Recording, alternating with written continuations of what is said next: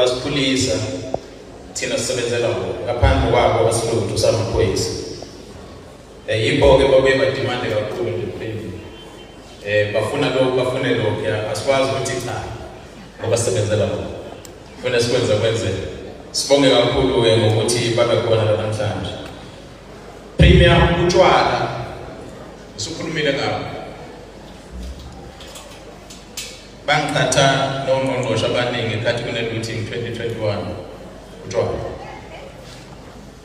Ngoba ngathi into ethandwa kakhulu ezweni kuthiwa buletha imali, kodwa ibona ukubulala kakhulu. Utshwala, izidakamizwa, ama-drugs,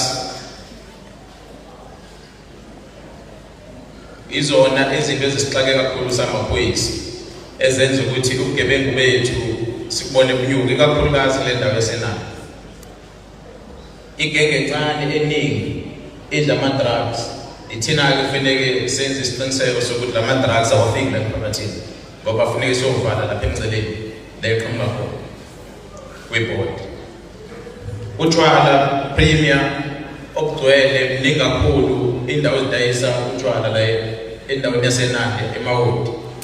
Ngale ndlela ukuthi indawo ezidayisa utshwala ezisemthethweni zidlula iy'kole esinazo. So kusho ukuthi uma uhamba nje kancane uyayithola indawo enembodlela kunokuthi uthole isikole. Ingakho-ke iningi labantu bagcina sebephuza kakhulu utshwala bese begcina sebelimala sebegejenga.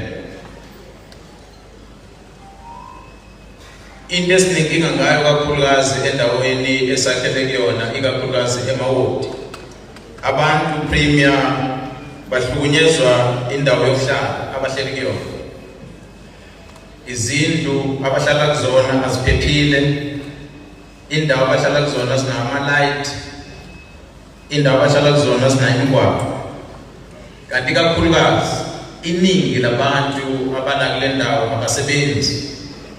Lezo zinto-ke izo zonke izinto ezibangela ukuthi abantu bagcine benza ubugebengu obuningi kule ndawo ukuthi abahleli kahle. Siyathemba ukuthi kukhona kwabanye emisila namhlanje loba khona kwaPrima kuzosiza ukuthi abantu bakwazi ukuthi bahlale kahle bangahlukumezeki, mhlawumbe bathole nawo amathuba emisebenzi.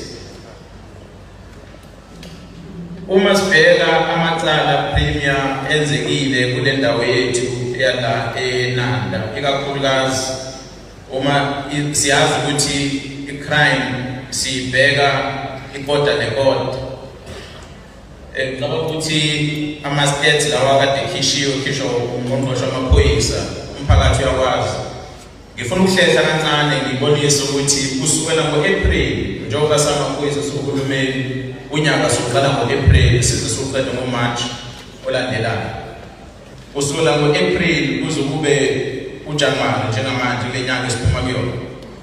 Ungakanani ubugebengu esike sakubona samaphoyisa namacala esesiwarejistile emaphoyiseni nokuthi anyukile namazinga obugebengu noma ehlile samaphoyisa. Amacala esiwarejistayo-ke awu-17 esebonke esiwabheka isikhathi esiningi samaphoyisa. Elokuqala eliphezulu elokubulala amamele. Sesibheka ukuthi bangaki abantu ababulele ezweni nasendaweni la kuhlala khona abantu. Bese yalandela amanye ahlangana nokudlengulwa kwabantu, nokushayana kwabantu, njalo nokuntshontsha kwempahla kuze kuyofika eceleni. Kodwa okokuqala okubaluleke kakhulu ukufa kwabantu iyona crime ephezulu esibheka kakhulukazi ukuthi ime kanjani.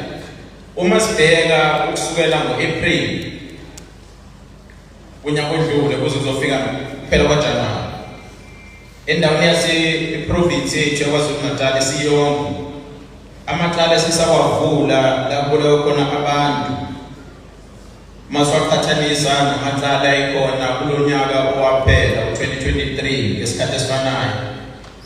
Kunomehluko wamacala awu-593, okusho ukuthi ngamanye amazwi amacala esiwarejistile iprovinsi yonke kulo nyaka ehlile masiqhathanisa namacala esiwarejistile ngesikhathi esifanayo ngo-2023 ehle ngo-593 amacala khona. Sewonke mangasho isibalo sabo kusukela ngo-April 2023 kuya ku-January 2024. A total of 5,329 cases were registered in the province of KwaZulu-Natal. But when you look at this period, April 2024 to January 2025, we registered 4,708 and 16 cases. Less, I beg your pardon, 4,736 cases. Okusho ukuthi amacala ehlile okubulala ngalawo ekade sinawo phambili. Uma ngiqhathanisa premier angifuni ukwabala wonke lamacala esinawo. Uma ngabe ngiwahlanganisa wonke njengoba u17 njengoba ngisho ukuthi inhlobo zamacala esinawo umtshontsha ukudlwengula abantu nokushana kwabantu sebedakiwe njalo njalo nokubulalana. Esewonke u17 kulonyaka 2023 January kuya ku-2024 January sa-register amacala e-province awu 213,464. Kulonyaka i-province siyonke amacala esiwarejistile awu 215,911. Okusho ukuthi ubugebengu iprovince siyonke unyukile ngokuthi kunamacala awu2,447 esiwarejistile kulonyaka masiqhathanisa nonyaka odlule. Imbangela zalamacala ikakhulukazi anyuke kakhulu awukushayana. Ngithe imeda yehlile kodwa la kushawana khona ngebhakela abantu bephuza bephuma otshwaleni bethabana njalo njalo kunyukile. Okusho ukuthi kufanele sizibuze ukuthi yenziwa yini le ukuze sikwazi ukunciphisa namacala ngoba mayimaningi nje asho ukuthi nabatshali bemali bayathuka ukuthi ubugebengu buningi kakhulu kanti cha sidla amanzi kakhulu bese siqede siyashaya. Asafanike nakudala la insizwa zazihamba zishane ngenduku emfuleni ziyogezana zibuye zidle inyama esithebeni esodwa manje isenzekile make zashayana ziye police station zokucala bese siba nama-record amaningi.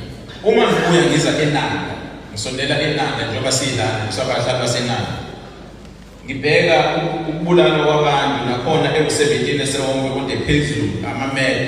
Mangibheka kumameda ukuthi abe mangaki amameda case amacala okubulala esiwarejistile kusukela ngoJanuary ngo-April 2023 ukuyofika ngoJanuary 2024 siqhathanisa no-April 2024 ukuzofika kule nyanga edlule kuJanuary 2025. Sisuka emacaleni awu283 esasinawo ngo-2023-2024 sazoba kumacala awu255 esiwarejistile kulonyaka esiphuma kuwo. Okusho ukuthi amacala okubulala kwabantu endaweni yaseNanda ehle ngo-28 njengamanje. Esibona ukuthi kungenzeka ukuthi into enhle enzakalayo emphakathini esiwakhele waseNanda. Angibalike lezi insizwa lezi kade zilele kuleli sonto esiphuma kulona ekade zibulala ngesingaqini. Siyathemba ukuthi njengoba singasekho mhlawumbe premier sothi sibuya sihlangana la lehholo sibheke ukuthi sebebangakike ababulayo kusukela manje bese sibona ukuthi inani lehle kakhulu ngoba laba kuyibona ababulayo balokhu bencipha kancane nje emphakathini. Siyajabulela ngokusamaphoyisa. Inanda kodwa isiyonke sewonke lamakhesi awu17 njengoba kade ngisho iprovince ukuthi mayisewonke anyukile ngo-242,400 cases. La eNanda nakhona mangibheka amacala kade ekhona ngo-2023 abe u4,660 esewonke. Bese ukuthi kulonyaka esiphuma kuwona kuzofika ngoJanuary anyukile awu5,207. Okusho ukuthi amacala esewonke anyuke ngo547 kulawo wonke awu17 esiwabalayo amacala. Iningi lamacala anyuke kakhulu njengoba kade ngichaza nje nakwi-province ukuthi ukushayana, assault with intent to inflict grievous bodily harm or assault common. Labantu belwa khona amacala wona amaningi udlula wonke amacala esinawo. Njengoba ngisho nje amemeda ashona phansi kodwa ukushayana kunyukile. Okusho ukuthi kufanele sibone ukuthi yini ukuthi abantu bashayane kakhulu ukuze sikwazi ukuthi siphisane nabo. So ilawo nje okuningi ebengithi ngicacise emphakathini njengoba sobe sikhuluma nje namhlanje ukuthi sibheke ukuthi lamacala asihlukumeza ngoba ukulala kona kodwa yize kuyona ukuhlukumeza kakhulu kodwa khona ukulala khona ukudlwengula bese kuba khona nokushaya kwabantu nomjojo kwempahla. Emacaleni lawo ekade sinawo kule period baningi ke sesibabophile abasejele. Siyabopha-ke noma ungasekho ejele so ungena emgodini kodwa siyakhopha. Ungena nje kwirekhodi yakho kuthiwa washona uyisiboshwa. Sisenze njalo kwesamaphoyisa. So baningi-ke asibabophile kodwa basaphila uba uNcele asigcinele bona ngale emajele. Abasekhona njengamanje abanye basathetha amacala abanye sebegwetshile abasahleli khona laphana correctional service.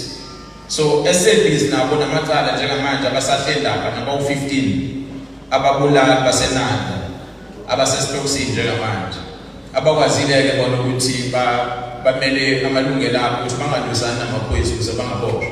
Uhulumeni wathi uthi ayike siyanithatha-ke njengoba senihluphile siyonigcina lapha correctional service ukuze uba uNcele azame ukunishintsha iy'ngqondo zenu ukuze nibuye senabo abantu abashintshile emphakathini. So labantu abawu-15-ke basahleli njengaphakathi abanye-ke sebagwetshwa-ke iningi labo engababhalanga. So ngicabanga ukuthi leyo nto izosisiza-ke kuphela ukuthi uma ngabe sesikhuluma sesixoxisana nomphakathi sibone ukuthi ubugebengu yize amamenda ehlile kodwa ubugebengu wonke nanda busephezulu. Ikakhulukazi ukudlwengulwa kwabantu, ikakhulukazi ukushayana kwabantu. Engicabanga ukuthi lezi zinto engingazibala zokungasebenzi, lezi engingazibala zokungabi khona kwezindlu ezakheke kahle, lezi zinto engingazibala zokungabi khona kwemigaqo, lento engingazibala zokuthi ukukhanya endaweni akukahle ekufuneka kunyuswe. Kuzosisiza ukuthi mhlambe sifike esixazululweni. Ngithi ngibonge nje ngaphambi kokuthi ngihlale phansi ngibonge ozakwethu esibambisene nabo siyidudula nabo le ndima. Ikakhulukazi laba abazinikela emphakathini ama-patrollers, Committee Blue, CPF, wonke lama-structures esinawo. Yize nje babuye bayiqinisa kakhulu imvubu sibuye sixabane nabo.